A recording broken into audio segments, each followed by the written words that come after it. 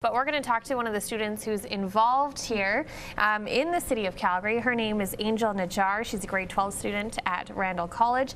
What is your involvement with the 30-hour famine? I have run a couple 30-hour famines myself. I've also participated in them, mostly just in school. Yeah. What is the 30-hour famine, as obvious as it may sound? So what it is you fast for 30 hours. So generally what most people do is they will have dinner one night and then not eat the whole next day, and then they'll have breakfast the next morning.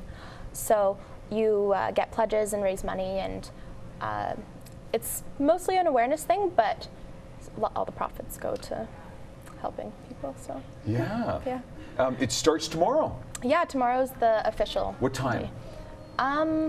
I don't think there's a specific time, but they do like a big feed where it's kind of like a Skype type thing. So wow. Yeah, you can go on, and some representatives will be speaking and things like that. So okay, we want to find out more about this, but we do have a video question for you, Angel. So have a look and have a listen. What are some of the challenges you have faced while raising awareness, and how have you overcome them? Challenges, Angel. Okay, my biggest challenge, I think, is that sometimes when you're raising awareness, it doesn't really feel like you're doing anything, because raising awareness is hard, and as great as it is, it doesn't necessarily feed hungry children, but it's difficult. And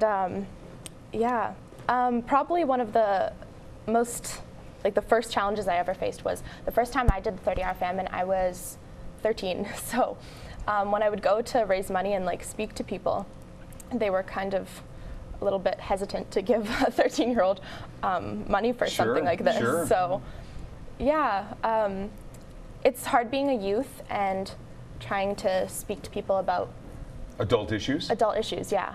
Yeah. What sparked your interest in this cause? Because there's so many out there. What drew you to this?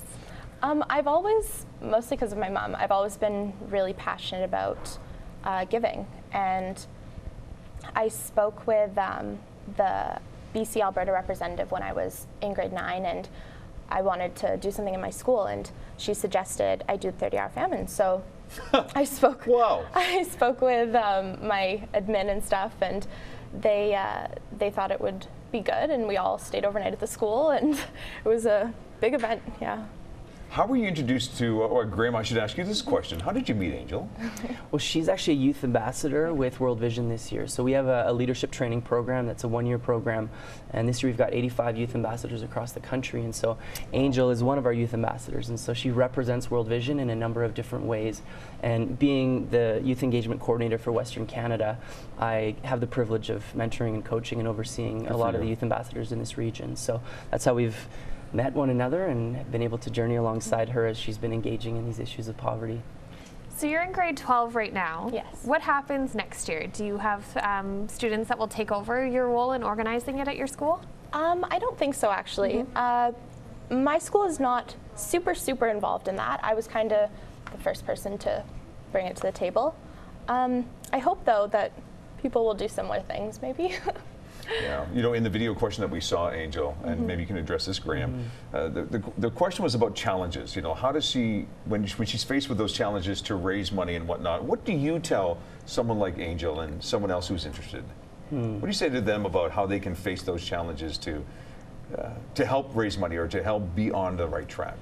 That's a great question. I think what I always try and do is really try and connect them to the ground and humanize the issue. I think sometimes when you talk about hunger, it's just a cause or an issue, and so when we start to talk about real people and real lives and real human beings, it can actually do something to really motivate and inspire. And so that's often what we try and do, is really tell stories and say, you know, you're not just raising money, you're not just raising awareness. This is actually about empowering communities and helping children who are in desperate situations. And so that tends to fuel the motivation. And you know, we have practical tips and training and things that we offer to students as well to help them be more successful in their fundraising too. And so there's lots of things that we do. A lot of it is really just encouraging them, processing it with them, you know, helping them process both the victories and the failures and all of the above. And part of the 30-hour famine is also to personalize it as well as humanize it. Absolutely. And that way, and I'm sure this is not your first time you're doing this. No. Since you were 13, you said. Yeah.